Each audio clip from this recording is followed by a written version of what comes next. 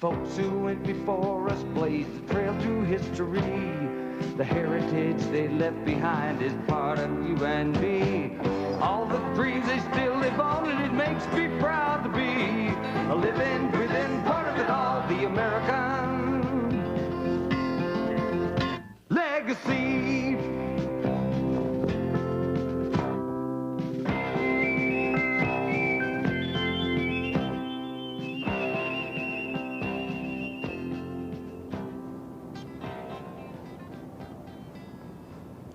It's breathtaking, especially when you know you are 110 floors above the ground, here on top of the famous World Trade Center in New York City.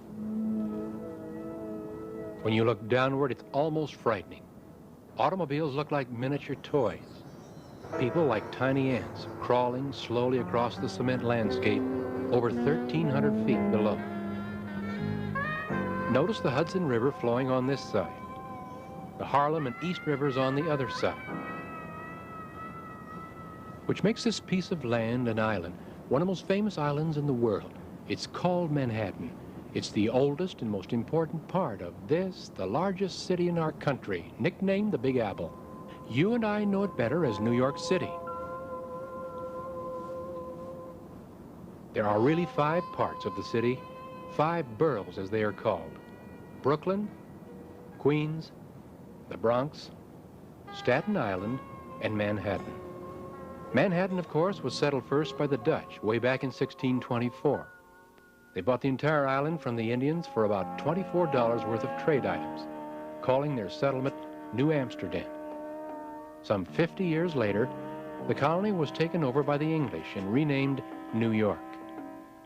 By 1800, 60,000 persons lived here, more than any other city in our country.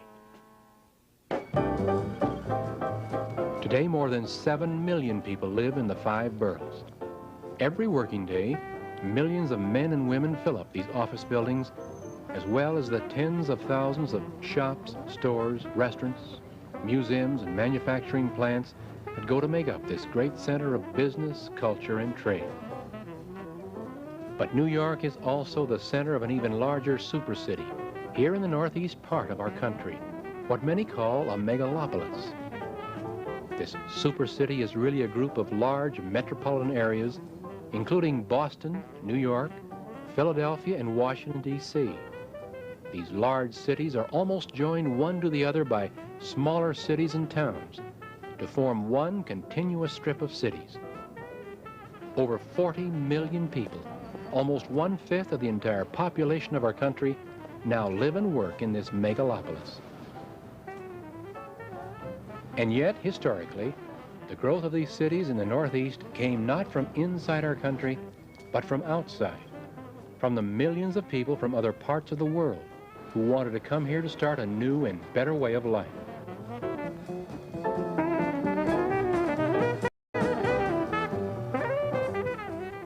Most of you recognize this Lady of Liberty. She has stood here on this island in New York's harbor for 100 years, holding high her beckoning torch. The statue was given to the United States by the country of France as a gesture of friendship. She's been like a symbol of freedom for millions and millions of foreign people who came here to this country wanting to become new Americans. We call such people immigrants. In the 100-year period between 1830 and 1930, over 32 million immigrants came to America, most of them passing through the port of New York, to settle in the cities of today's megalopolis. From every part of Europe they came, all determined to leave their homelands forever, driven to desperation by conditions of poverty, food shortages, loss of their land, little or no work, government corruption, and religious persecution. They were told that in the United States there were jobs and work to be done, plenty of food available, freedom and opportunity for all. Here in America, there was hope for the future. Not far from the Statue of Liberty is where most of the immigrants began their life in America, Ellis Island. Inside these buildings, every man, woman, and child had to be registered and checked by immigration authorities. For some 60 years, this famous great hall echoed with the noise of immigrants being processed. Those benches were occupied with people of all nationalities, all backgrounds. Here they waited anxiously, sometimes nervously, for their name to be called out, for inspection, for questions, and for tests. Harriet Ginsburg, Olga Swenson, Heinrich Mueller, Mrs. Dmitry Molotov, and Ada Olenska, please come forward. Ask her to take deep breaths so I can check her lungs. Сделай, пожалуйста, глубокий вздох, чтобы я проверила твои легкие. Here are your immigration papers and landing card. Don't lose them. Move along quickly. The ferry boat leaves for the city in 30 minutes. Is this where we are going to live, Carl? Yes, Ada. Uncle Wilhelm has a room for us in the next block. But, Carl, so many people. Don't fret, Ada. We are among friends. There are many others from our country living here in this neighborhood. I pledge allegiance to the flag of the United States of America. Hurry up, Vinny. Pitch the ball so I can hit it.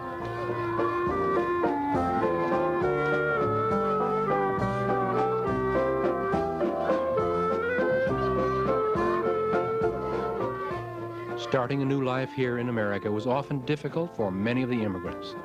Even getting and holding a job could be a problem.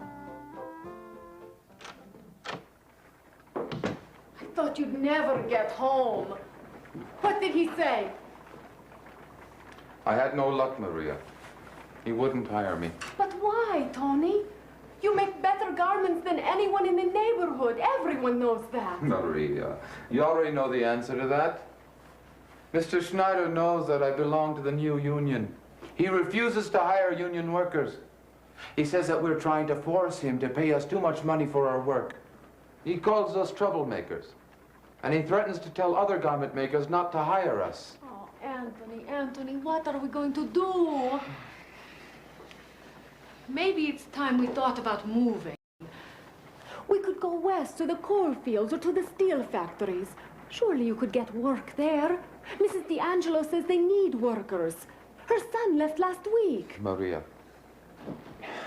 our family is here in New York City. Our parents brought us over from Italy as children.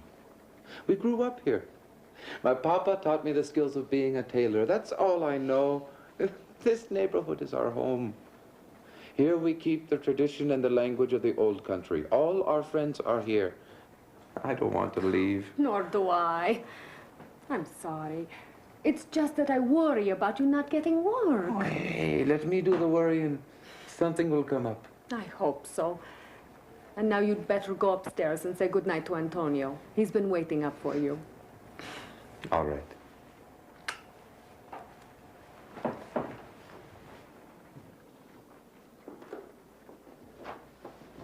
Papa? How's my Antonio, huh? Oh, fine, Papa. You should be asleep, my son. Papa, what is a union? Now, Antonio, you've been listening to older people talk, huh? Well, I want to know, Papa. Is it something bad? No, son. Although many employers that hire workers want people to think so. No. The union that I belong to is a group of workers that make garments. They're tailors, like myself. See, for years we have suffered working in their sweatshops, almost for nothing.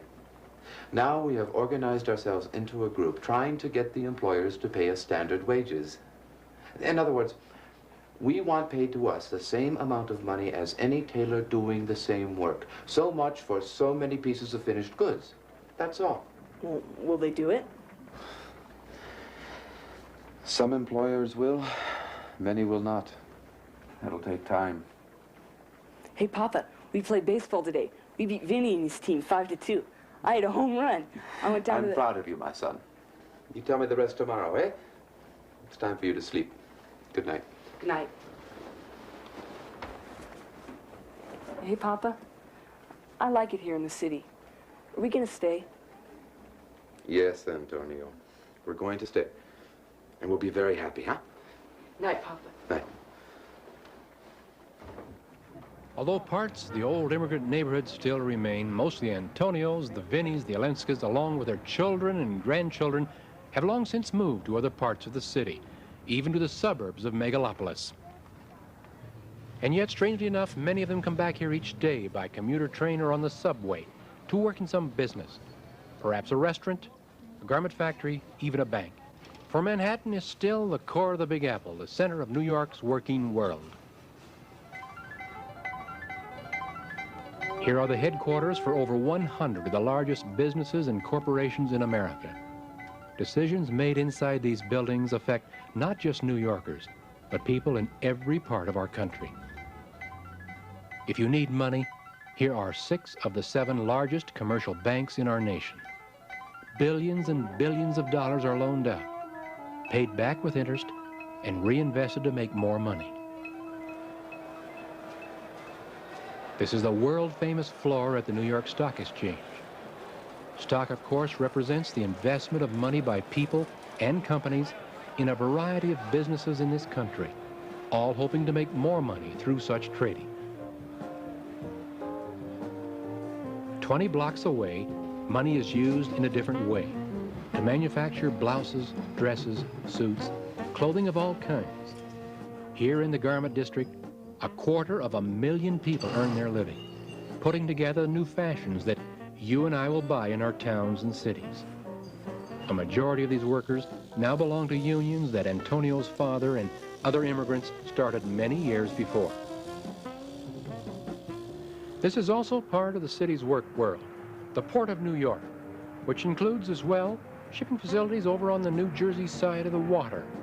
It's one of the many reasons why the Big Apple has become so big and so important to the trade and business interests of this whole region.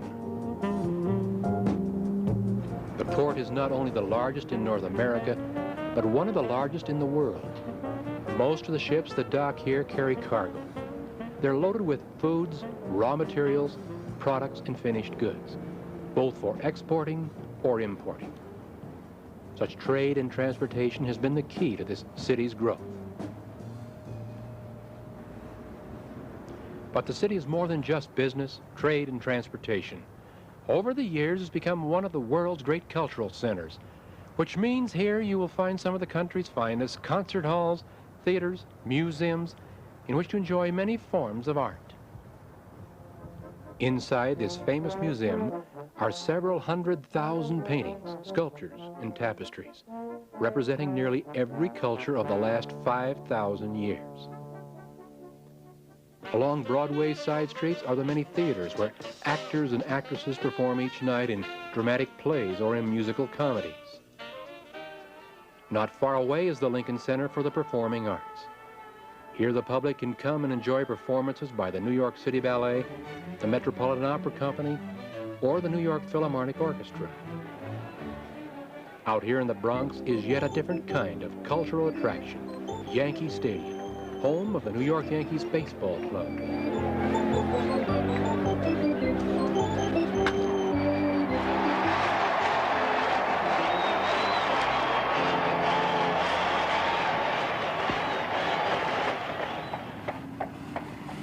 It's a fascinating city, especially to visit. To live here, well, many people think that New York City is just too big. It's too crowded with too many problems. And yet, if you did live here, perhaps you'd react just like Antonio did many years ago. Hey, Papa, I like it here in the city. Are we going to stay? Yes, Antonio, we're going to stay. And we'll be very happy.